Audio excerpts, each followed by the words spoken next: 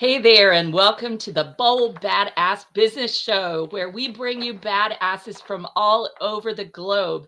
And you all, I have to tell you that when I met Nick Hutchison, I was at an event and I got to hear him speak.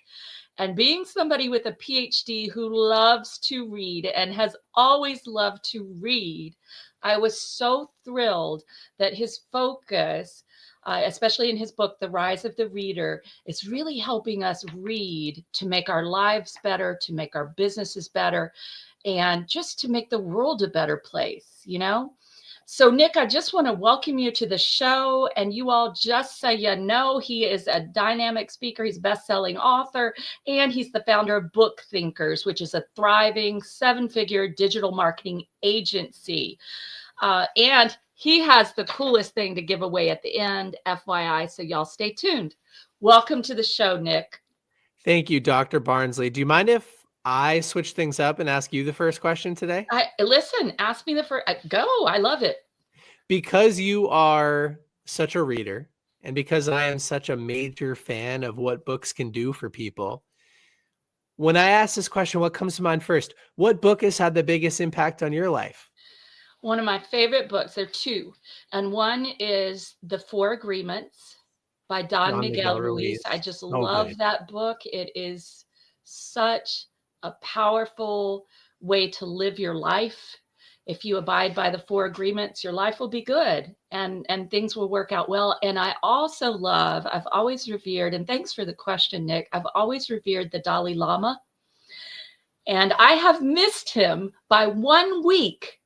2 times, once when I was in Guatemala and another time when I was in another country. I have missed meeting him in person by 1 week, but I love his book, The Art of Happiness. It is just a phenomenal book. I have not read The Art of Happiness, so I'll add that to my list. Thank you for sharing. And you know what? You weren't meant to meet him just yet, but it sounds like you will meet him at some point. And then as far as the Four Agreements, that's a book that I try to read every single year. I have not read it in 2025, but I did read it the last few years. And it's one of those foundational books. It's one of the first books I recommend to anybody getting into the world of personal development. I love that, Nick. And let's tell everybody, why do you love that book? Oof, I've always struggled with what I think is the second agreement. I might get them out of order, but it's assumptions. I've always struggled with creating a little story in my head that's not necessarily true, and then I'll believe it, and it will create an emotional reaction, and I need to slow down and realize that I was the one that reacted poorly. And part of the whole philosophy with the Four Agreements that I really enjoy is that humans are one of the only, actually, we are the only animal on the planet that can make a mistake, let's say 5 years ago, and then pay for it over and over and over and over and over again for the rest of our lives, unless we deliberately choose to stop and tell ourselves a different story. And so this idea of assumptions, not to guess, but just to be transparent and curious and ask follow-up questions and get to the root cause, is something that I'm always working on. And I think everybody's always working on. And so that's one of the reasons it resonates with me. I love that. And I'm actually about to be interviewed tomorrow, and I'll be talking about the 5 stories you're telling yourself that are destroying your happiness, you know, and your success. Because you're right, we create stories, and so often we don't even know we're creating the story. We don't even realize we're creating the story until we meet somebody in a book, for instance, because books are mentors. They always have been for me. And we meet somebody in a book, a character or an author, who shows us that we have been living in what Don Miguel Ruiz would call the illusion. Yeah. Yeah, very true. When I first got into the personal development space and he outlined the illusion, there's a metaphor in one of the books. It may be the Four Agreements, it may be another, where he says, imagine you wake up at a party and everybody else at this party is intoxicated, swinging from one end of the emotional spectrum to the other. And you try to engage these people in conversation, and they might for a minute, but then they move on. They're back to the drama and the chaos and the arguing and the emotions. But you're the only sober one there. He said, difficult place to be. But when you do step into this world of personal development And through the lens of your example, you recognize that you have more agency in the story you're telling yourself than you previously thought you did. That's an uncomfortable place to be if you're the only one in your entire ecosystem that has that level of awareness.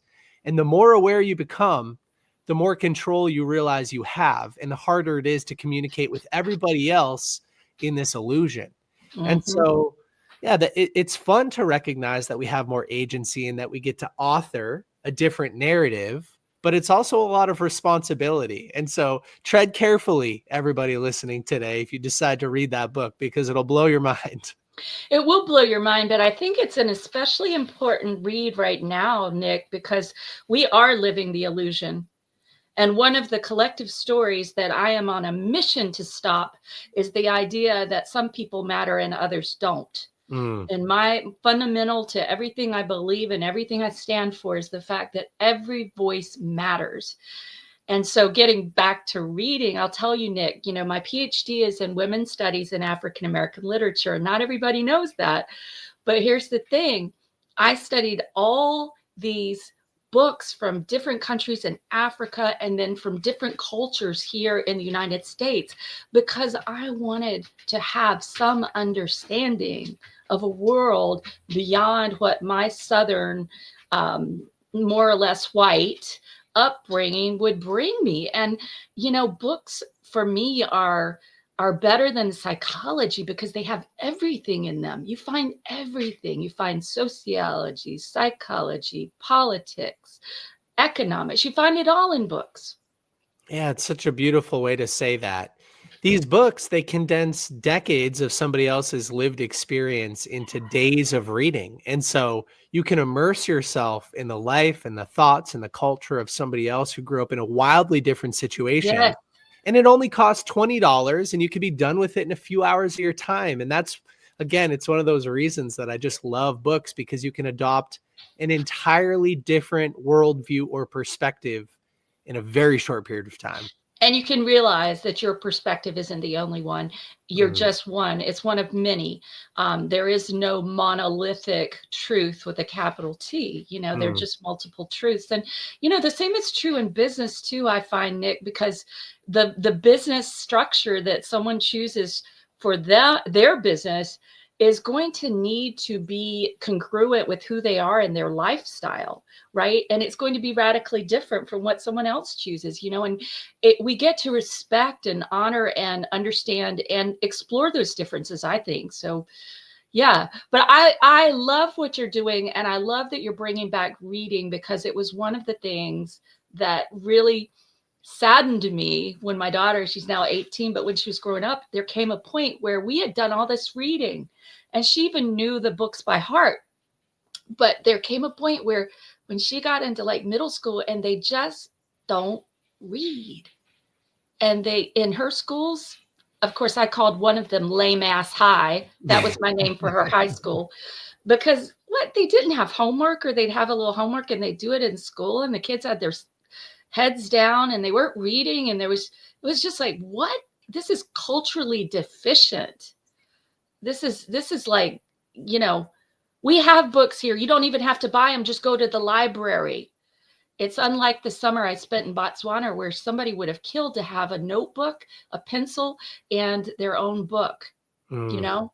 So I just, I think we've lost a lot. And so I love that you're bringing back reading, and that you're doing this work to bring authors to the fore. You're doing so much great work, Nick. I think it's very important. And you have such an interesting way to read, which is one of the reasons I wanted to have you on. But let me ask you a question before we get into that, because that's like the how, right? When did you know, Nick, that you were just in love with reading, basically, that reading was the key to a successful, happy, wealthy, healthy life?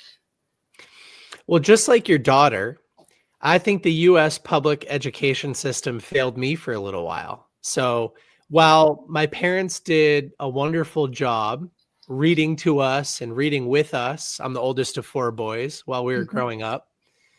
And I loved those experiences. I mean, they're some of my best memories as a child. Yeah.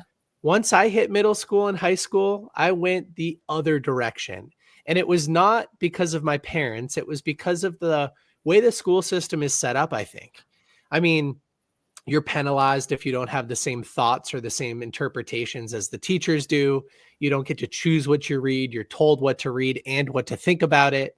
And so there are so many reasons why I think that system doesn't work. And it takes somebody like me who was in love with reading, and it forces me in the other direction. So for a period of time, I was a little bit more of the athlete stereotype, a little bit less of the I academic. had a feeling about that. I Yeah. was like, oh, when he says the other direction, they probably sucked him right into what did you play? Basketball, football, what? I played football, and I was Mhm. also captain of the wrestling team. Oh my So Lord. little bit of football, a little bit of wrestling. In my school, if you played football and you didn't play a winter sport, you had to wrestle. And Mm, so I ended up being better at wrestling than football, but they both, you know what, that period in my life taught me a lot of valuable lessons outside of mhm. books. But I'll tell you what, I was capable, but choosing not to do the work. I was in Yeah. AP calculus with a 0% homework average. Like that Oh, was you my and me life for a both. little while. Yeah, I had 5 A's and a D in my first college semester, and the D was calculus. I'm with you. Yeah. So you know So what changed boring. for me though? So I went going into my senior year of college, right? Now Mhm. I'm many years without books, but going into my senior year of college, I take an internship at a local software company. It was a sales internship. Mm, And my boss at the time, Kyle, would take me on some local sales trips with him. And while we were in the car, he would put on these business podcasts. Now, at the time, this was 2015 ish. I had never heard of a business podcast. And I certainly didn't want to listen to them. I'd rather throw on some music that I enjoyed or something like that. But Kyle was a cool guy. He drove a brand new BMW. He was young. He was fit. He was articulate. And if Kyle thought it was cool, I should give it a shot. So we would listen to these podcasts where successful business people would show up for 30 to 60 minutes and they would give away for free all of the paradigm shifts and the mm, frameworks and the strategies and the tactics that made them successful. And Kyle told me something that has stuck with me ever since. He said, Nick, listening to the same music, the same playlist, the same radio station on your way in and out of work or to sales meetings, it's never going to change your life. But the right podcast might. And that's why I listen to them. And I thought, mm. interesting. So I was commuting about an hour each way, 5 days a week at the time. So spending 10 hours a week in the car. And I took his advice. I started listening to business podcasts. And Dr. Barnsley, very quickly, I heard the same book titles popping up over and over and over again when Mm, these entrepreneurs would give their origin story. yeah. Books like The 7 Habits of Highly Effective People, or Think and Grow Rich, or The 4 Agreements, or Rich Dad, Poor Dad. And I thought, if all these successful people, at least financially successful people, we're all reading the same books and giving the credit for their success to those books, I should give them a shot. And so that's when I fell in love with reading. I went to my local Barnes and Mhm. Noble, list in hand. I walked in, went to the business and personal development sections. I saw more books than I ever could have imagined. And I picked out about 10. I went back to the office, and every day when I would finish my work, I would spend a little bit of time reading. And within a couple of weeks, I fell in love. Like I really fell in love with books and what they could do. And I started to envision a bigger, brighter future for myself. And so ever since that moment in 2015, I have been head down in the books ever since. I love it, Nick. And I can't tell you how many millionaires and multimillionaires I have heard or know who have, and I'm a millionaire. I mean, I don't mind saying it. I'm here to create more millionaires so we can give more to the world, and especially women, women millionaires. But how many start their day or end their day with reading and are reading the same things like the Agmandino, the Leo Buscaglio, you know, and I love that there is this like corpus of knowledge that is proven. It's proven by the track records of these people. you Yeah, know? sometimes I'll hear criticism about the self-development, personal Mhm. development, or self-help space. People will say, "Ah, full of charlatans. They're just trying to get a quick buck from you," or "That's a get-rich-quick scheme." And at the end of I always counter with this. The world's most successful people in any discipline, whether you're talking about Gandhi or Mother Teresa or Mhm. Steve Jobs, it doesn't matter. There are books written about them, or they've Mhm. written books, and Yes. we have access to that information. So it's not just about get rich quick. It's about becoming healthier, wealthier, happier, more spiritually connected. It's Mhm. about solving any problem that we experience as human beings, because there have been about 100 billion people that have lived on this beautiful planet. Many of them have figured out how to live in a successful and holistic and altruistic way, and they've documented their greatest life lessons in Yes. these books, and we have access to them. Unbelievable. Like we can read something and we could be mentored by somebody who lived 400, 500, 4,000 years ago, really, for those who like to read the Bible, right? We can, or other spiritual texts, we can be mentored, personally mentored and coached and supported. I just feel like one of the best things that we can ever leave as a legacy too is a book. You know, Mm. is a book that will live on. And, in a sense, these videos, you and I did a little prayer before we came on, but these videos live on, and that's lovely. But there's something about holding a book, not a Kindle, but holding an actual book in your hands and just having that relationship with the pages. Like it makes me think about Walt Whitman and Leaves of Grass. I love the play on the word leaves, right? As the pages, but just that having the spirit of this person come through and being able to connect with them, even though they're quote unquote long gone, is just an incredible spiritual and kind of cosmic thing. Yeah, I think so too. I talk about in my book, Rise of the Reader, this framework called the rule of 25%. I think that in general, for those of us who are just starting our journeys in the world of personal development, it's good to think about spending your time in 4 categories. The first would be with mentors. I Hmm. think a good mentor is somebody who has done what you want to do, maybe even at a bigger level, and they have a successful track record of helping other people get there as well. And oftentimes those mentors are expensive if you want to hire them one-on-one. They're no longer alive. Rest in peace, whoever they might be. Or it's just difficult to access. Maybe they don't speak the same language that you do. But you can buy their books and you can read those books. And I would argue that sometimes a book is a better representation of somebody's insights than one-on-one mentorship would be, because it takes a lot of time to distill a message into a book. That's the most perfect version of what they have to teach you. Yeah. And you can self-pace through the information and go back to it and reflect on it. So I would say 25% of your time with mentors. I would say 25% of your time with peers, Hmm. somebody who's fighting the good fight right alongside you. It's really important to have accountability partners. And I think, as Jim Rohn would say, we are in a lot of ways the average of the 5 people that we spend the most time with. And you don't want to fight against the average. You want to build with the average. And so have peers who are fighting the good fight.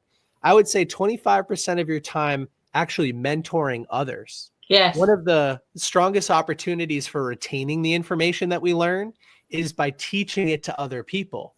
And if you have, when Dr. Barnsley said a minute ago, one of the coolest parts of a legacy is leaving a book. Some people in the audience might think, I don't really have much to share. But at the end of the day, we can all serve a younger version of ourselves, Mhm. somebody who's unsure about the future. And you know something today that you didn't know 10 or 20 or 30 years ago that it would have been interesting to share with that person. So we all have the ability to mentor others. And the last thing that I'll share is I think we should spend roughly 25% of our time by ourselves with our own thoughts, journaling, reflecting, meditation, or prayer. Okay, And wait. Time out. That's revolutionary. mhm, All right, I just want to pause. I hope everybody heard that. Did you hear that, people? 25% of your time with yourself, with your own essence, your own spirit, your own soul, your own intellect, your own being, your own personality, figuring out what you care about and what you think and, reflecting. Wow, that is countercultural right there, Nick. That's that for this generation would be, that is countercultural. But I really believe what you're saying is the truth. And now when I'm actually thinking about my life and how much time I've spent reading, which is a form of being with yourself. mhm. It Beautiful. really is. Yeah. It might be a George Bernard Shaw quote. Somebody said, all of man's or woman's problems stem from his inability or her inability to sit in a room quietly by his or herself. And in today's generation, like speaking of your daughter, and I'm 31 years old and I have three younger brothers and I'm around them a lot. I just know that this generation struggles with attention and Yes. intention. There's so many distractions, there's so much data, so many inputs, and it's a differentiator. It really is, as a human being, to actually slow down and be with yourself. It's so necessary for our growth. We need times to be able to incubate, Mm, to incubate ideas, um, and in business, it shows up as, recently I've really been working on having some inviolate time that is just mine to do projects, where I turn everything off, I unplug everything, and I just do the project that is most on my mind or my heart to do, and it's hard to, it's hard to take that time. It is. It's honestly very hard to script it out, but I'll give the time to others all the time. Won't you, Nick? We just give and give and give to other people. But we've got to pull back and also let that wellspring be replenished. And I think, again, books are a great way to do that. Well, something I remember from when you spoke, and I thought it was excellent, is reading, and I'm going to paraphrase this, but reading with intentionality. So when you're going in, you have three things you're reading for, that you're thinking about or looking for as an answer in that book, looking for the answer. Tell everybody about that, because I thought that was just fascinating. so many times I'll meet somebody at a conference, an event like I did with you, and I'll ask them, what are you reading? And they'll say something like Atomic Habits by James Hmm. Clear. And I'll Yeah, say, "Ah, amazing book. Why'd you choose to read it?" And then they'll pause and they'll think, and they're not really sure why they chose to read it. Maybe they were gifted a copy or they saw it on Instagram. They don't really know. It's a best-selling book. I just got yeah. to read it. And I would argue that that person is suffering from intention deficit disorder. They don't That's know why great. they're doing what they're doing. And so over the years, as I've realized that so many people are consuming without intention, Yes. I decided to apply the SMART goal framework to Hmm. reading books. I think this is the best way to set an intention for each book we read. So the SMART goal framework is something that a lot of us are probably familiar with. It's a common goal setting acronym. It stands for S stands for specific. You want a goal that's really specific. M stands for measurable. So at the end of the day, did you achieve the goal? Yes or no? A stands for attainable. Is it a realistic goal or are you shooting for the stars?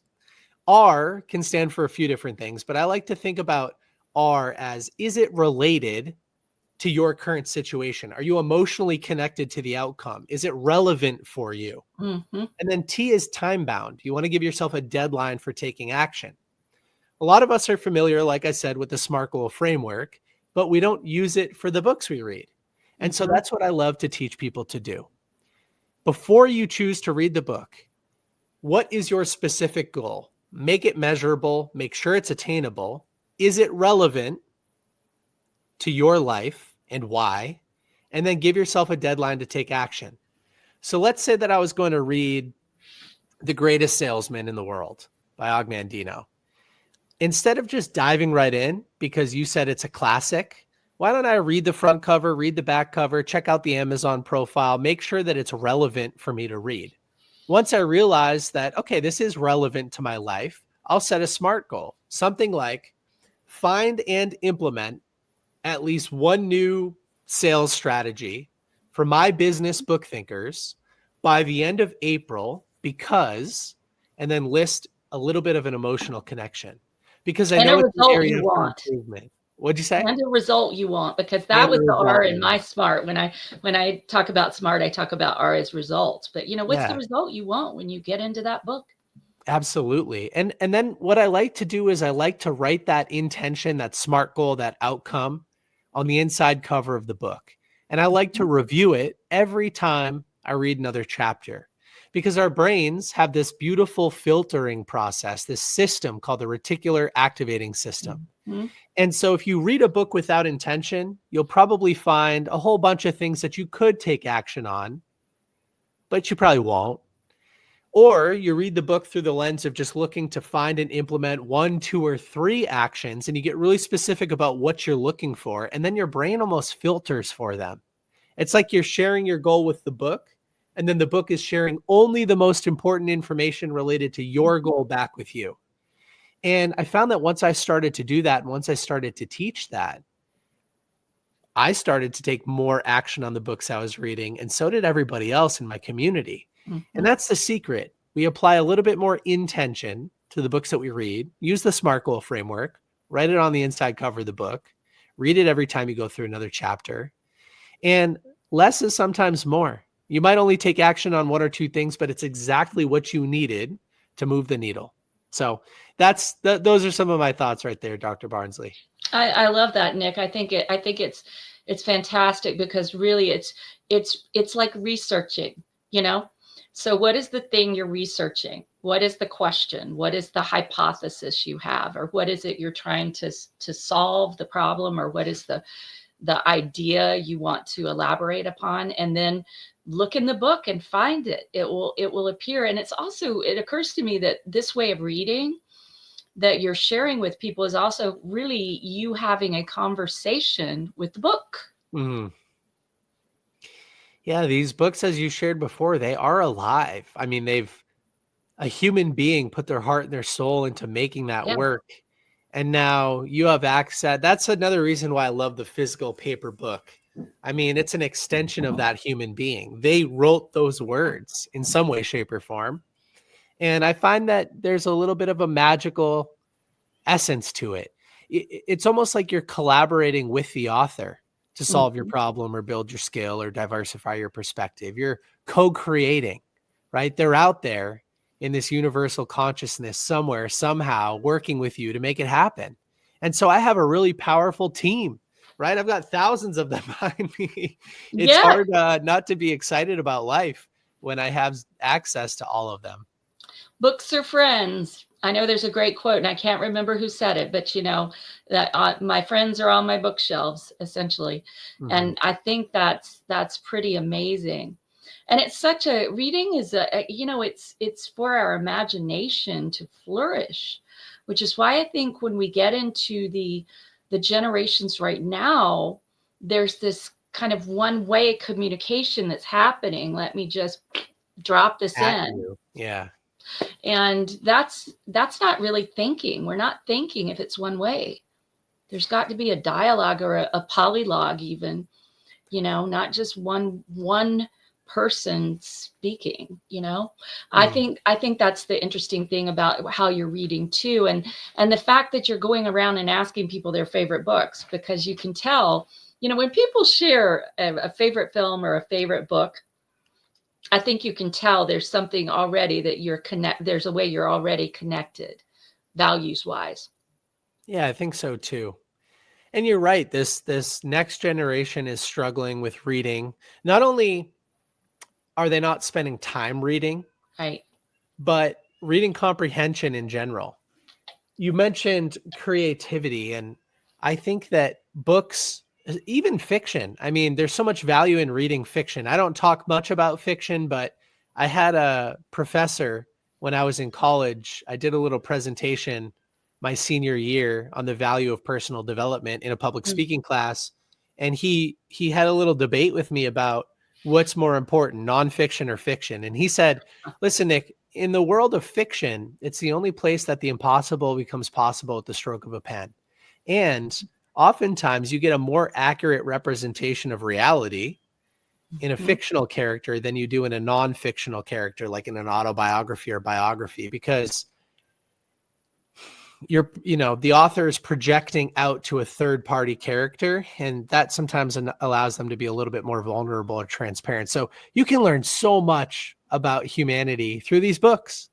And it's a shame that people aren't spending long form periods of time, 30, 60 minutes, a couple of hours with one piece of material. Instead, they're just scrolling mindlessly, consuming 50 videos in 30 minutes. And that's not healthy. I really believe that. And it just, just the electromagnetic fields are not fabulous for us. They really are not. It's important to unplug and take some time away in nature with a good book, or just, I put a post on Facebook, you'll laugh. I said the best lunch date ever, and it was my food and my recent book I'm reading, GoPro. And I just, and people are like, yeah, I get it. Best lunch date ever. The book, the food. Yeah. What could be better? What could be more delicious than having that time to read, Yeah. But you want to savor it. You really do. Yes. And it's something, Nick, I shared with you the children's book or youth book that I've recently written. And one of the things I want to do is have that book really spark powerful conversations, right? Because I believe that if kids can get that, books they spark, they catalyze. If they can get that, they can change the world. Books can change the world. If kids can get that, then they will start to read, and not just listen or watch, TV, which we all know is the great mind deadener. Yeah, I may live in a little bit of a bubble, but I'm seeing resistance to TV and phones starting to emerge, and I think a reversion back to less screen time. And people are waking up to it. Obviously, the data is very clear. Screen time is horrible for you as a human being, but it's addictive. And there are plenty of things like cigarettes and alcohol that are horrible for you, but are also addictive, and plenty of people consume them. But there is a little bit of a resurgence in detoxing from digital devices. And I think that's one of the reasons that my business BookThinkers has been growing. And I think it's a reason why so many more people are writing books, physical, paper books. I mean, Barnes & Noble just opened 60 new locations last year, and they're planning I didn't realize that. That's amazing. 60, and they're planning to open 60 more in 2025. Fabulous. And that just shows people are starting to creep away from their phones, I think, and towards the physical paper books as a way to detox. And, in so many churches and spiritual communities, they're book clubs where it's a major way that people can come together and share what they believe and talk, just talk. The art of conversation, I believe, is intimately linked to the art of reading. Yeah, I think so too. And you gave a great example before too. I mean, so many of us are learning from a mentor who lived 2,000 years ago. And we're reading his words and digesting them and using them in our lives. And even if you take a step away from spirituality or religion, there are philosophies that have also seen a resurgence recently, like Stoicism. I mean, people are reading Marcus Aurelius, his personal journal, Meditations, that was written over 1,500 years ago. And you realize that even as the emperor of Rome, even as a philosopher king, he still struggled with a lot of the same things that we struggle with today, finding the motivation to get out of bed and questioning his purpose and things like that. And so these questions have existed for a long time. And we can learn from people all over the world and have these discussions and be a little bit more vulnerable and open and curious. And books do that for you. They really do. especially when they're from a radically different culture, cultural background or culture. I just, you know, we have so much division in our country, Nick. There's just so much hatred and division, and in our world. But there's so much there, and books can open up compassion, right? And that's where, you know, when you think fiction, nonfiction, that's a really hard question. Which is better? Because, you know, the fiction can take us into a world and take us into a world in a way with transparency, as you say, that ego is not as involved, right? When you have a biography or an autobiography, it can take us into just an understanding. Like I remember reading, and I read it in French, in Si Longue Lettre by Mariam Abba. This is years ago. It's an epistolary novel. And I remember, and she lived in a polygamous society, right? And I remember just, for me, wrapping my head around that was pretty hard. But when I read the book, I started to get it, you know, okay. Not that it would be comfortable for me because I wasn't raised that way, but I started to have some level of understanding, and that would never have come otherwise. Right. Yeah. And if we want to create some peace on this planet, we've got to have more understanding. We've got to open up more conversations. We've got to find some things we agree on that can bind people together. Right. I love the way you say it, actually, Nick, that, you know, when we look back and we read Nietzsche, or we read Marcus Aurelius, or we read Rumi, I love Rumi, or Hafiz, then we can see they're having the same struggles that we're having. You know, they're facing loss, they're facing depression, they're facing fear, and they're having the joys of, you know, new babies, new grandbabies. I know you have a new baby coming, and I have a grandbaby, my first grandbaby coming. So those human connections and those human issues and human concerns and human just expressions are all in there, you know, for us to find and be able to relate. You know, I've always said, when you take away the skin, we're all the same. But one of the best ways for us to learn that is through books.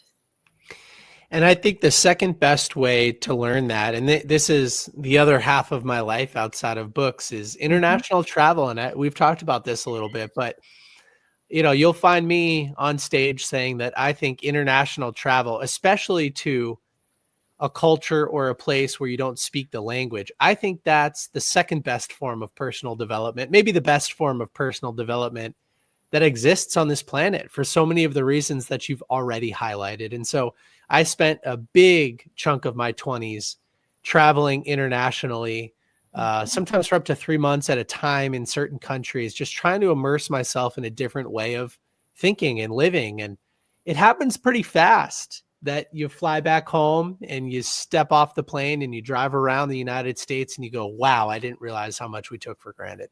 Yes. And you realize the great things about other cultures. You know, Yes, I you remember do. coming back from a summer in Botswana and coming into New York and staying with a friend of mine who lived there for one night before I headed back to North Carolina.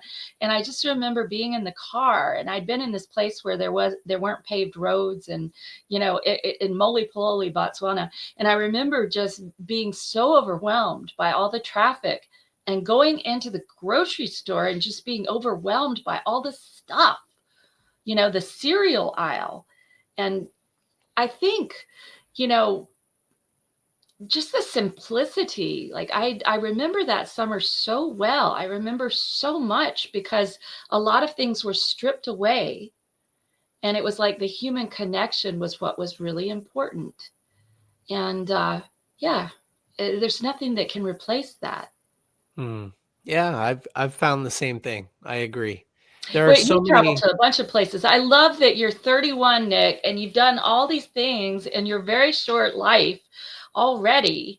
You know, so I'm thinking, oh my gosh, I can't wait to watch where you go with everything that you're doing, for real, because you're a leader.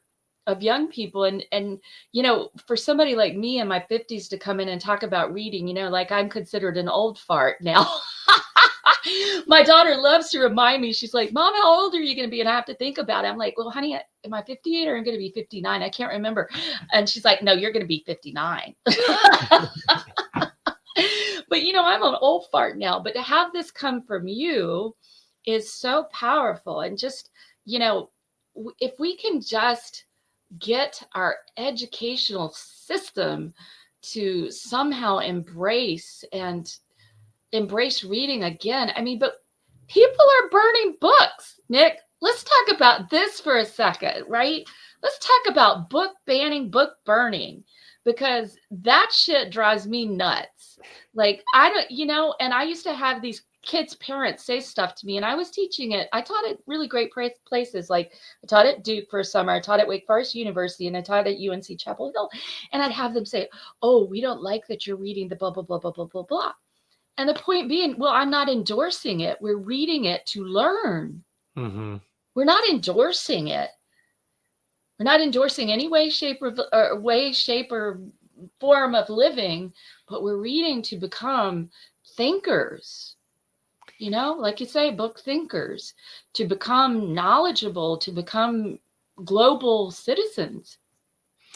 Yeah, I'm a really big advocate for free speech and the good and the bad that opens. Yeah. But just like you say, just because you're reading and digesting and learning from someone doesn't mean that you agree with their point of view or their perspective. In fact, I think it's important sometimes to intentionally read perspectives that you know you don't agree with. Because like you said, then you can immerse yourself a little bit and you start to understand. Like you gave the example of the polyamorous culture, like it's, or the polygamous culture. It's like, yeah, like you can start to understand their perspective. It's not a good fit for you, but just because you don't agree with their way of life doesn't mean that you shouldn't have access to it. Exactly. Reminds me of 1984, George Orwell. Oh, yes. Oh, yes. You know, the management of history and information and the changing of narratives. And that's a very scary place to be. Ayn Rand and George Orwell. Oh, you want to get scared? Read. Just read these two. And, you know, and the sad thing is that some of what they talk about in there is happening, you know? Oh, yeah. It's already, it's happening more aggressively today, especially in some places, than ever before. Yeah. And yeah, a lot of it's already in place and normalized. Yeah. Scary. It is scary. And, you know, so Nick, something you don't know about me, and this is kind of fun, and those of y'all listening may have never heard me talk about this either, is that I do improv comedy for fun, right? And one of the things that has been so important to me about improv comedy is that you never say no. Right? You say yes. If somebody tells you you're a 5-legged whatever, you just say yes and you add to it, but you'd never say no. You never shut someone down. And I had this interesting experience in a class where somebody was getting offended, right, by something. And we're just a trigger happy society, right? It's time to dismantle those triggers, and a great way to do it is reading. But I remember saying, you know, I don't believe in that. I don't believe in censorship in this way. I'm going to, if I'm playing a character, it doesn't mean I'm saying, well, everyone should be serial killers. If I'm playing a serial killer, you know, that's the fun of it, is to take up a position that you wouldn't normally and try it on and say, hey, you know, well, this is interesting. How did this person come to be who they are? You know, how did they come to be who they are? And what can I learn from it? You know, just like you, I'm not a fan of that censorship. And just like you're highlighting, I think we have a lot of very similar perspectives because of our shared life experiences with books and travel. And yeah, we are a very trigger happy society. And I don't understand it. If you have a different political belief than I do, I want to understand why. I don't necessarily want to change the way that you think. And I definitely don't want you to tell me that the way I think is wrong. I want you to ask me how I came to my beliefs, and I want to ask you how you came to your beliefs. And then if we agree to disagree, what a beautiful thing that is. Exactly. And Yeah. makes me think of that great book. What is it? Uncomfortable Conversations. I think I've got the title wrong. Difficult Conversations. And they do trainings all over to help people have these hard conversations, in a way Crucial that is, conversations. Yeah. what is it? Is it crucial Crucial conversations? conversations. Yeah. Yes, thank I've you. read that. Yeah, that's Crucial a good one. conversations, right. Lovely alliteration right there, right? Mm-hmm. Crucial conversations. And, it's so cool. We didn't really talk about this, Nick, and our time is coming to a close. You and I could talk for hours. I can see that. But we really didn't talk about this, but it's something that people can think about in their businesses, is that a book can spark a movement. Your business can spark a movement. I think you're sparking a movement, Nick, with the rise of the reader. And when we spark a movement, then it's like wildfire, and it can spread, and it can spread really, really, really quickly, and it can spread far and wide.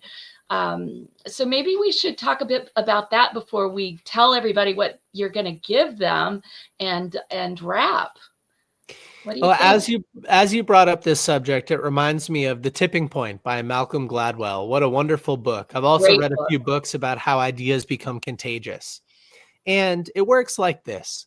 If I make a custom book recommendation for somebody, they read the book and it changes their life and they become a better person.